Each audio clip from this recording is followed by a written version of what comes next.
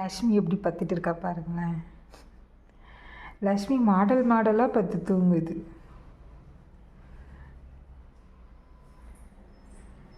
வேறுங்க காலுக்குள்ளே போய் கால் மேலே கால் போட்டு தூங்குது குழந்தை.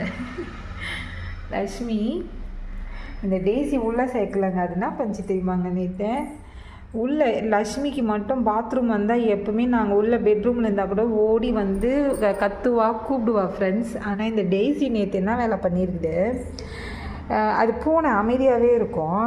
அங்கே போய் ஹால் பேக் சைடு கதுவாண்ட போய் டாய்லெட் போயிருக்கா ஃப்ரெண்ட்ஸ்.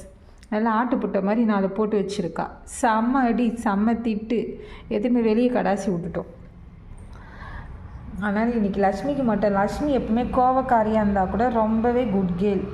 அவளுக்கு என்ன தேவையோ அதை வந்து அவள் சொல்லி வாய் திறந்து அவள் அந்த ஆக்ஷன் மூலமே கேட்டு தெரிஞ்சுப்பாள். இப்போ கூட பாருங்கள், தூங்க சொல்லி நான் டிஸ்டர்ப் பண்ணேன்னா முறைக்கும். தங்க பொண்ணு, செல்ல பொண்ணு, தூங்குறீங்களா? தூங்குறீங்களா? கேமரா இருக்க அமைதியாக இருக்கியா? செல்ல பொண்ணு, செல்ல பொண்ணு, இது பட்டு பொண்ணு தான். இது செல்ல பொண்ணு பட்டு பொண்ணுவே அமைதியாக இருக்குது. லக்ஷ்மி, லக்ஷ்மி,